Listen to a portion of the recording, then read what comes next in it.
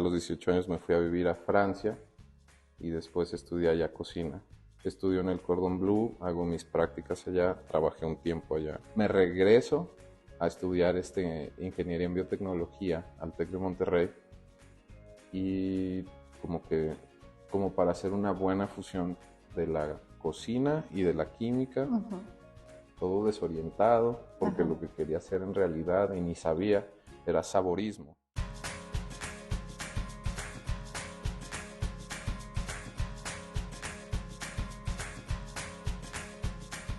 Hola, ¿qué tal amigos de Gentein? Bienvenidos el día de hoy a esta su casa, las oficinas de Gentein. El día de hoy le damos la bienvenida con muchísimo gusto a un gran amigo. Él se ha desarrollado en varias partes del mundo, sobre todo cuando descubre su pasión, que es cocinar. Y a través de esta pasión ha encontrado varias opciones de trabajo, pero sobre todo de crear nuevas tendencias en esta entidad zacatecana. Para eso le doy la bienvenida el día de hoy a René Mier. Viene a platicarnos precisamente de su trayectoria, de dónde surge todo esto que tiene que ver con la cocina y cuánto amas esta pasión. ¿Cómo estás, René? ¿Qué tal? Muy bien. ¿Ustedes cómo andan? Muy bien, muy contentas de recibirte el día de hoy, sobre todo porque sabemos que eres una persona súper creativa, que siempre está a la vanguardia, que tiene tendencias en relación a este tema súper interesantes. Y yo creo que vamos a ir desmenuzando todo esto hasta llegar al punto clímax, que es lo que estás ahorita promoviendo. Y obviamente, pues te preguntaría, ¿quién es René Mier? Mis orígenes. Soy de origen campesino. No, pues soy de aquí. Estuve casi toda mi vida aquí. No, hasta los 18 años. A los 18 años me fui a vivir a Francia y después estudié allá cocina. La idea era que estudiara cocina aquí y luego irme para allá. Un tío dice, ¿por qué no te vas directo allá? Claro. Entonces tuve la oportunidad, gracias a mi papá, de irme directo a Francia. Estudio en el Cordon Bleu, hago mis prácticas allá, trabajé un tiempo allá. Me regresé, digamos que cuando estaba allá, estaba muy fuerte el tema de la cocina molecular. Entonces me interesó el tema de la cocina molecular hasta que trabajé en un restaurante súper breve de cocina molecular y te das cuenta de que es como bueno, lo voy a explicar un poquito después. ¿Sí? Entonces, veo lo del tema de la cocina molecular, me regreso a estudiar ingeniería en biotecnología al TEC de Monterrey y como para hacer una buena fusión de la cocina y de la química, todo desorientado, porque lo que quería hacer en realidad y ni sabía era saborismo. O sea, hay una carrera que se llama saborismo. Los saboristas. Entonces, yo quería ser saborista, ni siquiera tenía idea de lo que era eso. Me regresé, empecé a estudiar ingeniería en biotecnología. Tenía una aplicación bastante industrial la carrera, entonces dije, no, esto no lo puedo hacer. Me regresé a París y después me fui a Budapest. Estuve trabajando allá y de allá me regresé. Abrí un restaurante en Puerto Vallarta. De Puerto Vallarta me vine para acá, abrí aquí el restaurante La Plancha, luego pasó un tiempo, se nos atravesó el COVID y mucha gente, tengo muchos amigos pues, que digamos me estuvieron contactando durante la pandemia para hacerles comidas en privado. Entonces estuve haciendo eso mucho tiempo, fueron casi 2 años, que la gente, oye, quiero una cena así y así y así. Y entonces de ahí nace este nuevo concepto que es el Black Rose, que se llama Black Rose Place for Six, que es un lugar para 6 personas exclusivamente. Entonces es un restaurante completamente privado al cual solamente pueden, o sea, digamos, tú tienes algún evento, algún aniversario, algo que sea especial y todo el restaurante está dedicado única y exclusivamente a ti. ¿Sí?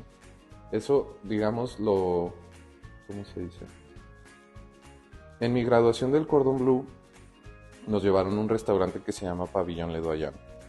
Y en el Pabellón Le Doyen era un restaurante modular. O sea, es un restaurante que cuando tú lo ves es como una especie de mansión, por así decirlo. Y cada habitación de la mansión se puede adaptar a cierto tamaño y a cierto número de clientes. Oh. Entonces tú llegas con un grupo de 12 personas y te hacen un espacio exclusivo para 12 personas. ¿Sí? Entonces en nuestra graduación, si no me equivoco, éramos alrededor de 18 personas. Hicieron un espacio exclusivo para nosotros y todo el servicio está centrado en ti. La cocina, o sea, digamos, tienes personal dedicado exclusivamente a ti. Tienes meseros, etcétera. Entonces, ese es como, o sea, de ahí como que dije, pues se puede hacer esto. Estoy haciendo cocina privada para la gente, pues pudiera hacer algo así. Entonces, ese es el concepto ahorita. O sea, literalmente es un restaurante que es privado para el comensal. O sea, nadie más va a estar ahí. Y digamos, la cocina es específicamente diseñada para los comensales. Oye, René, pues se escucha súper interesante y nos resumiste toda tu trayectoria así de manera muy sintética. Pero me gustaría preguntarte, digo, nos regresamos poquito y después regresamos al Let Black Rose, para que me cuentes de dónde surge esta idea o esta sensación o esta necesidad de cocinar, pues, o sea, desde niño, ya cuando eras jovencito, ¿cuándo te diste cuenta que tú querías? Bueno, tienes muchas anécdotas, pero creo que hay una muy significativa. Claro, cuando estaba chico con mi hermano, nos gustaba hacer cosas en la cocina, a lo loco. Yo creo que no sé si todos los niños se pongan ahí a inventar en la cocina. Yo creo que sí, porque para eso hay, como en verano, cursitos de cocina, ¿no? Para que se aloquen en la cocina. Sí, no, pero no sé si a ese grado, pues, porque nosotros, digamos, agarramos la licuadora y le echábamos chicles, de todo. Entonces, no sé si a ese grado. No, bueno, no tanto, más guiaditos. Sí, o sea, era un poco más orientado. Supongo que ahí los orientan y mi hermano y yo lo que estábamos haciendo es que había unos chicles que se llaman Fizz. No sé si los recuerdan, eran súper ácidos y luego dulces. Entonces enjuagábamos los chicles Fizz para que la acidez se quedara en el agua y empezábamos a mezclar con eso, no sé, picalucas, etcétera, etcétera. Era una promoción enorme para cierta marca de Bueno, entonces mezclábamos todo, a ver, o sea, como para buscar un sabor, ¿sabes? O sea, diferente. Exacto, andábamos haciendo esas cosas. Entonces, como que de ahí yo tenía como esa orientación, ¿sabes? Andar jugando en la cocina de la casa. Y después un día, porque mi mamá hace un pie buenísimo, hace un pie de queso buenísimo, que a mí me encanta, pues. Y un día yo quería pie, y mi mamá me dice, no te lo voy a hacer porque no te lo haces tú. Y pues ni modo, ¿verdad? Entraste. Entonces, estaba como en sexto o en primaria. Como en sexto de primaria. Me dice, pues hazlo tú. Y entonces me explicó cómo hacerlo. Y se me hizo bastante, o sea, dije, pues no es así como que... Tan difícil. ¿Sabes? O sea, como que dije, no es... Tan complicado. O sea, no estoy desarmando un motor. Y entonces me enseña a hacerlo. Y lo empecé a hacer. Y no se cuenta. Me gustó más el que yo hice que el que hacía tu mamá. Pero nunca le dijiste. Jamás. Bueno, no se va a enterar. Que no vea esta entrevista. Además, tu mamá hace unas galletas deliciosas que hay que promocionar también. La verdad es que vale la pena en diciembre si ustedes tienen así como que regalitos. Mi mamá, esas galletas son deliciosas. Mi mamá es la mayor de 14 hermanos.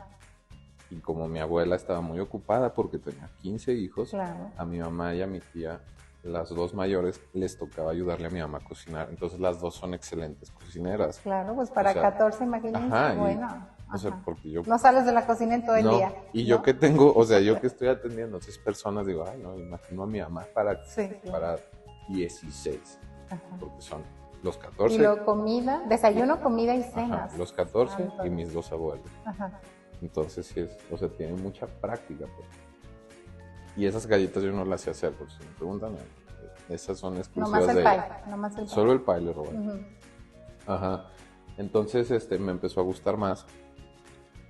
Y después, en secundaria, con un amigo empezamos a hacer pies. Y yo empecé, él sabía hacer un pie que era muy similar al mío.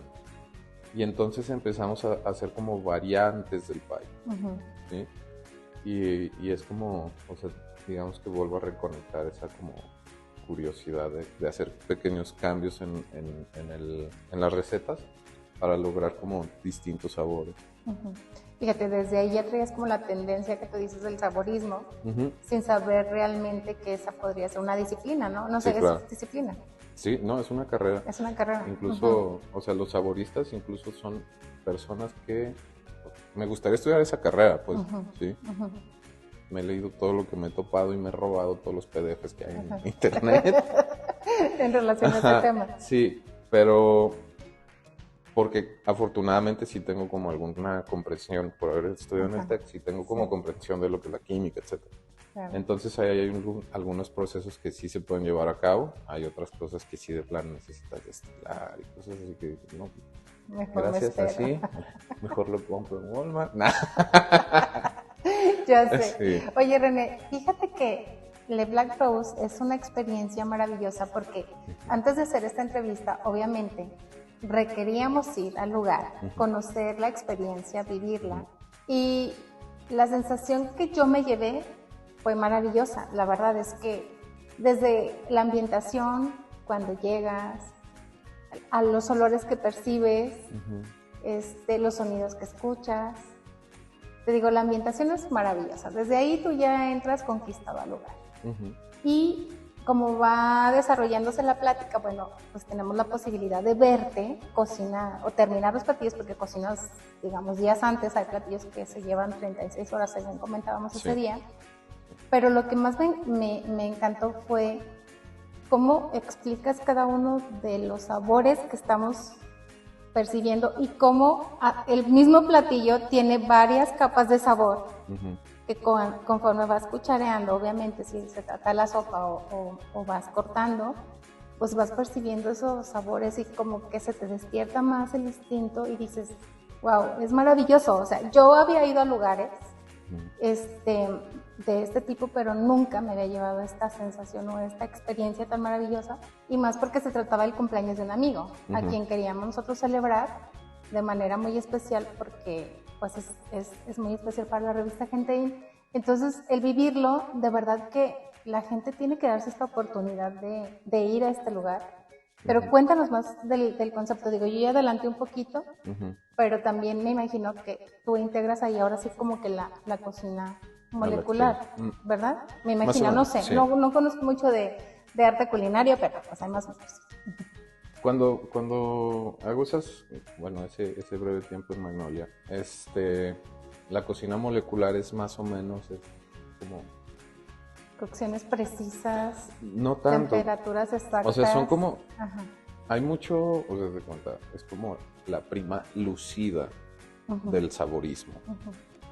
No es, o sea, no estoy tratando de ser ni despectivo, ni mucho menos, pero sí hay, o sea, digamos que una característica central de la cocina molecular es como la visualización, etcétera. Hay muchas espumas, hay muchos geles, hay mucha esferificación, pero a mí lo que no, o sea, digamos, lo que no me llamó la atención es que no hay, digamos, una profundización acerca de procesos que, digamos, tengan que ver con los sabores, ¿sí?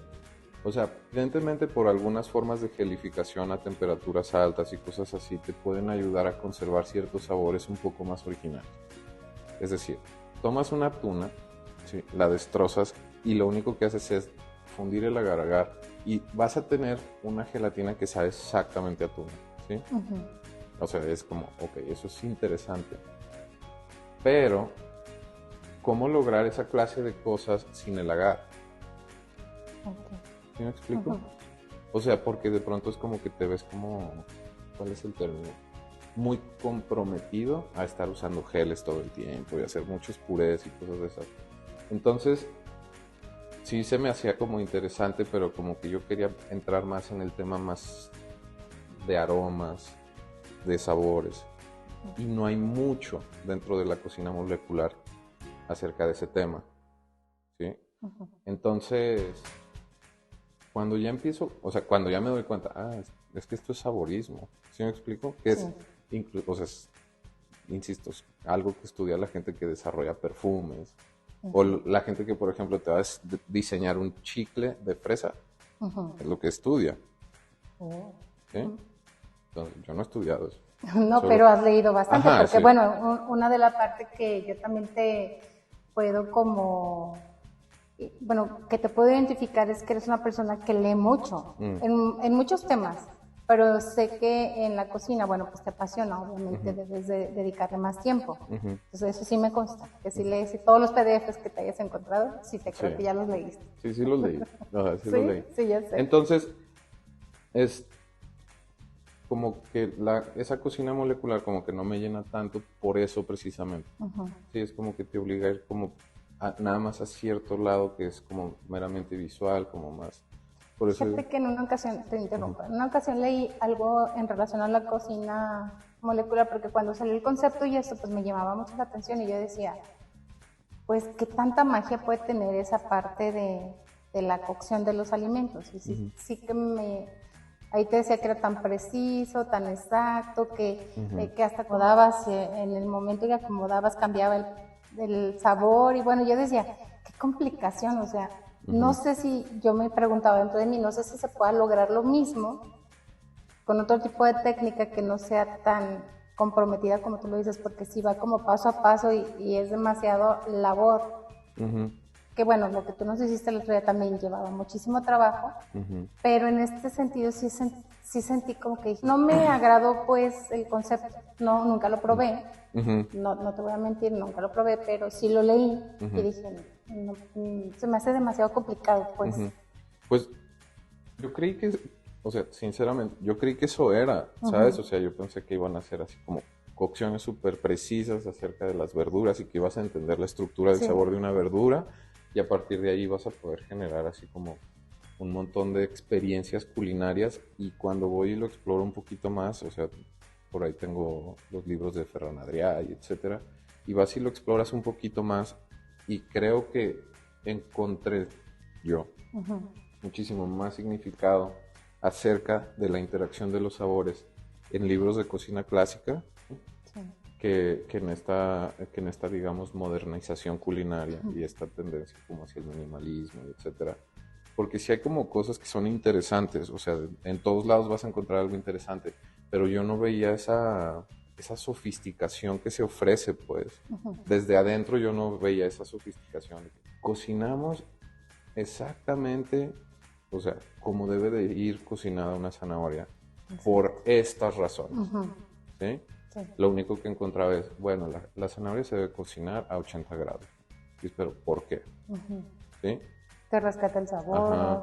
Y es como a base de prueba y error durante varias, o sea, hicieron varias pruebas, hicieron de 50 a 100 grados y entonces a 80 grados encontraron una consistencia que era la que les gustó, que digamos, ahí, o sea, dices, ok, entiendo esa parte, pero por ejemplo, ¿cómo lograr que esa zanahoria resalte bien sus sabores? ¿Sí? Claro. ¿Cómo lograr que, digamos, ok, ya tienes una cocción adecuada, ¿cierto? Tienes de dónde partir. Ahora, ¿qué cosas? Aquí ya entraríamos como en el tema de la armonía de los sabores. ¿Qué cosas, digamos, tienen que ver con los sabores de la zanahoria? O sea, ¿qué sabores o qué aromas componen el aroma de la zanahoria que pudieran, digamos, de forma externa hacer que resalten esos sabores? Y esa es la parte que a mí, digamos, siempre me quedó como ausente en la cocina molecular. Pero ahorita lo estás logrando, ¿no? Y ahora sí, o sea, eso está más en el saborismo. Entonces, digamos, la zanahoria tiene armónicos con la miel, tiene armónicos con la naranja, un poco con la albahaca. Entonces, digamos, cocinas la zanahoria con miel y va a resaltar el sabor de la zanahoria. ¿Sí me explico? Porque tiene por ahí algunos armónicos. Incluso tiene armónicos con el higo, pero tiene armónicos con cierta parte del higo, o sea, con la semilla, ¿no? ¿Sí me explico? Entonces tienes que ir como identificando los aromas para saber cómo proceder en el platillo. Cuéntanos un poco de la experiencia que nosotros vivimos, porque, te digo, nos fuimos realmente pues maravillados, porque sí percibimos esa gama de sabores que tú nos ibas comentando. Y cada vez que cuchareabas, ibas adentrándote más al centro del plato, obviamente donde estaba la magia. Dices que sí es cierto, o sea, qué increíble poder tener esa sensibilidad de degustar algo tan tan a conciencia, pues, porque a veces vas a un evento y, ok, pues escucharías la crema y dices, está rica y punto se acabó y a veces no sabes ni de qué es, pero está rica, pero aquí yo decía, es que está delicioso, de verdad, no me lo quiero terminar porque está delicioso. Y luego continuamos con el siguiente platillo diciendo, no, es que ese día, debo confesar, yo, que nunca me como los platos completos, de verdad me comí todo. O sea, no le hice así con el pan, porque ya, o sea, como que romperíamos con lo fino del lugar, pero sí de verdad está delicioso. Entonces, cuéntanos de esto. Ok, entonces, como te decía, el lugar es un lugar para 6 personas. Ajá. Entonces, toda mi atención y capacidad culinaria está dedicada a los 6 A comensales. los 6. ¿Sí? Ajá. Entonces, por ejemplo, ese día lo que hice fue una sopa de cebolla rústica. ¿Sí? Son cocciones lentas porque, digamos, ya una vez que entiendes lo que es el sabor de la cebolla, puedes hacer resaltar ciertas notas, ¿sí? O sea, ya sabes qué es lo que buscas, ¿no? Entonces, por ejemplo, no sé si sepan, yo sé que lo saben, pero no sé qué tan conscientes sean de esto, pero la cebolla tiene una especie de sabor dulce. La cebolla asada, la gente cuando le ponen limón, lo que están haciendo es equilibrando el sabor de lo dulce con lo ácido, y entonces tienes ahí como digamos que tienes una amplitud aromática muy interesante, notable de lo que es de lo que es la cebolla, porque hiciste una amplitud de sabores. Lo voy a explicar. Solo reconoce la lengua 5 sabores: salado, amargo, ácido, umami y dulce, salado, amargo, ácido y umami. Eso. Entonces, tienes el aroma de la cebolla y haces que salga el sabor dulce de la cebolla. Entonces, digamos, en la lengua está la experiencia de lo dulce. Le agregas un poquito de limón, ¿sí? Lo que haces en los tacos, y entonces tienes ahora la experiencia de lo ácido y de lo dulce, ¿verdad? Le pones sal y tienes ya la tercera, ¿cierto? Y luego la carne que trae el umami y ya tienes 4, ¿sí? Y a lo mejor tienes un sabor un poquitito ahumado y ya tienes el amargo. Y entonces esta distribución de los 5 sabores es placentera, ¿verdad? Entonces, si tú entiendes entiendes qué característica quieres sacar de la cebolla, la cocinas a cierta temperatura durante cierto tiempo, y lo que haces es evaporar todo el agua y evaporar al mismo tiempo la capsaicina que puede tener, que es lo que te hace llorar. ¿Sí? Sí. Entonces conservas lo dulce. ¿Sí me explico? Sí. Entonces, te digo, es entendiendo todos estos equilibrios que vas haciendo cosas como más a conciencia, y entonces se lo explicas a la gente. Esto es lo que va a suceder en este instante. Ustedes van a probar la sopa. Después vamos a hacer un caldo, para la sopa que no es agua hervida, ¿sí me explico? Sí.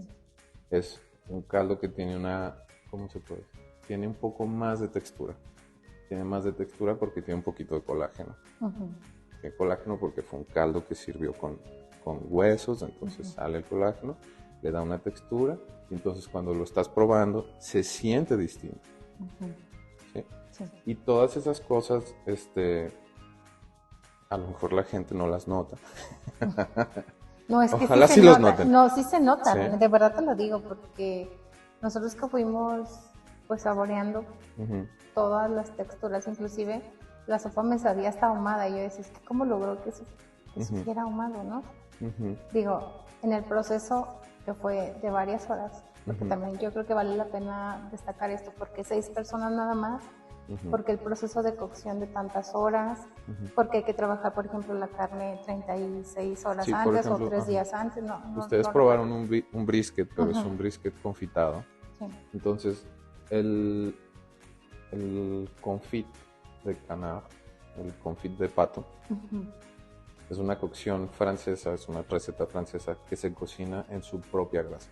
O sea, en grasa de pato agarras una parte que es musculosa, como la pierna, sí, y la pones a cocer durante mucho tiempo, y esto lo que va es como deshaciendo el colágeno, y además va ablandando todas. Hay unos cortes, voy a dar un paso hacia atrás, hay unos cortes que tienen mucho colágeno y que pueden ser cocinados durante mucho tiempo, porque si los cocinas si haces una cocción rápida, van a terminar duros. porque tienen mucho músculo. Exacto. Entonces lo que quieres es deshacer todo el músculo.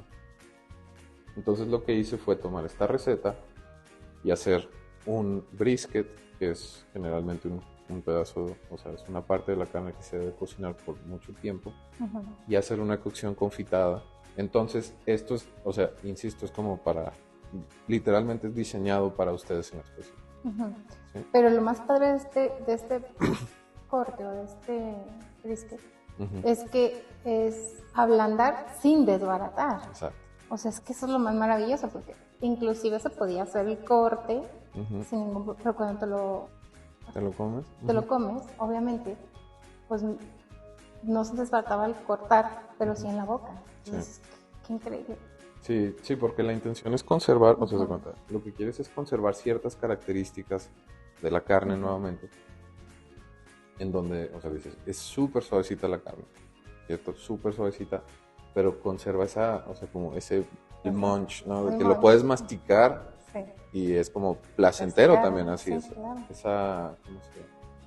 Esa textura que quieres conservar, pero no es como, o sea, no estás mordiendo un chicle de esa carne que es dura y chiclosa, sino que lo muerdes, sientes que lo mordiste, pero se deshace, ¿cierto? Y conserva unos, o sea, tiene todas las características de la carne que son como, ¿cómo se dice? Que buscas en la carne. Te voy a contar algo que es súper interesante. Hago salsa Valentina, ¿sí? Sí, también he vivido esa experiencia, pero cuéntala. Okay. Entonces, es muy interesante porque si yo le doy a la gente a probar la salsa Valentina que yo hago, me dicen, sabe a salsa Valentina. ¿Sí? Exacto, sí. Pero cuando voy y les doy a probar la salsa Valentina, dicen, ah, caray. Esta no es salsa Valentina, me estafaron. Ajá, ¿Sí? Sí. He vivido estafado toda mi vida. Entonces, al parecer, cuando tú comes la salsa Valentina, hay una especie de recuerdo, ¿sí? Como una fotografía que tomas en tu mente. Y cuando pruebas la salsa que yo hago, es como esa, digamos, se logra ese sabor, pues. Y entonces cuando pruebas la salsa, dices, sí, sabe a salsa Valentina. Y de lo que te das cuenta es como que, ah, caray, no, sabe a lo que yo siempre me estuve como acordando que sabe la salsa Valentina, ¿sí? Sí. Es como el sabor que recuerdo de la salsa Valentina. Pero cuando vas y pruebas la salsa Valentina, no tiene nada que ver. Porque se siente como apagada. Eso lo vivimos en diciembre en una expo, ¿verdad? Sí. Que estuviste dando esta degustación y sí, la verdad sí es muy notorio. Pero uno no lo percibe porque pues no tiene la posibilidad de probar la verdadera Valentina y lo que han creado ahora con el nombre de Valentina, ¿no? Exactamente. Entonces, o sea, para relacionar eso con la carne, lo que se trata es exactamente eso. O sea, buscar las características de la carne y hacer que, si me explico, es como... Que florezca el sabor, ¿no? Hacer como que... Oye, René, y por ejemplo, en el restaurante podemos degustar este menú en específico, pero, por ejemplo, si alguien desea un evento especial y te dice, oye, ¿nos puedes cocinar? Y te sugiere un menú, sí. ¿se puede? Sí, o sea, esa es la idea. Tengo algunas cosas que yo voy a, digamos, en este momento esto es lo que estoy ofreciendo, ¿cierto? O sea, para no complicarse. Pero si alguien me dice, ¿sabes qué? Yo quiero probar algo en específico. Por ejemplo, langosta, que aquí creo que en ningún lugar venden langosta. Venden langostinos, más no langosta. Sí, exacto. Entonces, si por ejemplo alguien quiere probar langosta, o por ejemplo, si alguien me dice, es que ¿sabes qué? Yo tengo muchísimas ganas de probar una birria bien. ¿Sí? O una pasta bien, Una ¿verdad? pasta bien hecha. Porque hemos hecho huevo. ¿Sí? Sí, claro. Entonces... Y es un huevo bien hecho. Sí, es un huevo bien hecho. ¿Sí me explico? Sí. O sea, lo que estás buscando, o sea, porque, por ejemplo, tuve un comensal que me dijo, ok, yo quiero probar un huevo, pero me gusta mucho la pasta al burro. Entonces podemos hacer un huevo a la mantequilla, ¿sí me explico? Sí, claro. Que sepa bien, que tenga que ver con la experiencia, ¿sí? Porque no tiene que ver, o sea, es como, ay, ¿por qué un huevo? ¿Por qué no? Claro. ¿Sí me explico? Sí, es lo que a ti te guste y lo que tú te sientas cómodo y para eso vas a un exclusivo lugar como el y que sepa, o sea, ya te cuenta, quieres probar algo que esté, o sea, que te gusta a ti, ¿por qué no hacer algo que te gusta realmente a ti? ¿Sí me explico? Con un verdadero sabor. Y como con todo el proceso bien hecho, etcétera. Ahora estoy hablando de un solo comensal, no es como que toda la mesa me ha dicho, oiga, quiero comer huevo. No, sí, o sea, es como... Bueno, es que aquí lo interesante, como tú lo dices, René, Ujú. es que todo el comensal que llegue a tu mesa Ujú. se sienta tan cómodo y tan en la intimidad de un lugar en donde puedas decir, ¿sabes qué? A mí, prepárame esto. Sí, yo quiero... Yo quiero esto. Ajá, A exacto. mí no me pongas el menú completo porque yo quiero degustar esto. Ah, perfecto, yo te lo hago. Exacto. Lo interesante aquí es que te sientas súper cómodo y bien. Claro, y que la gente, o sea, de cuenta hay gente que tiene una predilección por algo y quieren probar eso, pero bien hecho. Claro. ¿Me explico? Es como, me encantaría probar esto que comía de niño. Que eso se puede hacer, vamos a hacerlo. Y es como, esa es la experiencia, pues tienes un chef que está trabajando para ti y que te va a preparar lo que quieras. Exacto. ¿Sí? Entonces, pues va a haber gente que va a decir, ay, es que no sé, o sea, no sé qué se me pudiera antojar así como que usted me prepare. Y les digo, ok, tenemos esta propuesta. O sea, este es el menú de propuesta que tenemos por practicidad, porque ya tenemos una mise en place. Y no se va a arrepentir. Pero tal vez usted me diga, ¿sabe qué? Eso de ahí no se me antoja. Tal vez la sopa de cebolla no se me antoja porque no me gusta la cebolla. Ok, les podemos hacer otra entrada. ¿Sí me explico? Sí, claro, es que eres tan versátil en ese sentido que creo que está muy padre la propuesta. Y pues te felicito, René. La verdad es que me pareció increíble la experiencia. Ojalá mucha gente se dé oportunidad de ir, de verte en acción, de preparar los platillos y sobre todo de gustar cada uno de los sabores que logras a través de cada uno de los platos que sirves, pero sobre todo que desarrollemos esa sensibilidad de lo exclusivo, de lo auténtico, de lo único que ofrece The Black Note. Sí, pues eso es... ya lo dijiste tú mejor que yo. No, es que tú eres el dueño, tú dilo. Sí, o sea, la oportunidad que van a tener ahí es literalmente... Única. Yo creo que sí es única. Y la intención es que si no se sientan aquí. Ajá. ¿Sí? O sea, toda la ambientación, el diseño de audio, todo eso está planeado como para que ustedes de pronto como que... Me transporté a un lugar. Exacto. Me transporté a otro país. Tal vez, a un país muy tropical. Claro. Así es, René. Pues muchas gracias por venir el día de hoy. No, yo creo que tendremos oportunidad de platicar más de este tema, pero sobre todo, yo creo que la gente ya se dio una idea con las imágenes que estamos poniendo a través de la charla que tuvimos el día de hoy, pero sí que se den la oportunidad de conocer el concepto, de conocer el lugar y de vivir esta experiencia maravillosa que nosotros ya queremos repetir. Y ya, sobre todo porque subimos algunas historias y mucha gente nos ha dicho, es que vamos, claro que vamos a ir. Claro que sí. Si gustan me pueden contactar en Instagram, búsquenlo como le.black.rose.mx, porque en Instagram hay 7,000 millones de Black Roses. Entonces, pero el único que es restaurante que es este. Tuyo, claro. Entonces búsquenlo como le.black.rose.mx y ahí sale una imagen que dice Black Rose Place for Six. Y es ese. Un lugar para 6. Sí, me pueden escribir ahí y ya ahí podemos hacer como, o sea, les hago las propuestas, las reservas, etcétera. Sí, tenemos un tiempo de reservación de 3 días, precisamente por esta clase de cosas. Por la cocción de los platillos. Sí, porque por ejemplo, el brisket son 36 horas, pero hay algunas cosas que llevan un poquito más. Entonces, sí, como todo es dedicado para ustedes, sí se lleva, o sea, hay algunos procesos que se tienen que tratar bien. Entonces, pues esa es la única restricción. Muy bien, pues te agradecemos mucho tu presencia el día de hoy en No, gracias por la entrevista. Y pues agradecer también a Grupo B15 que nos recibe todos los miércoles en punto de las 7 de la tarde. Gracias a Lidia Bonilla, a Pito Bonilla y a ustedes también. Gracias por el favor de su atención. Nos vemos en la próxima. Adiós.